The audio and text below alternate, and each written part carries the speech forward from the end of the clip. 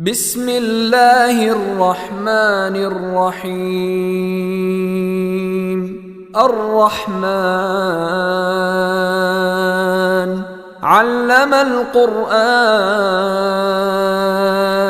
خلق الإنسان علمه البيان. الشمس والقمر بحسبان والنجم والشجر يسجدان. والسماء رفعها ووضع الميزان ألا تطغوا في الميزان وأقيموا الوزن بالقسط ولا تخسروا الميزان.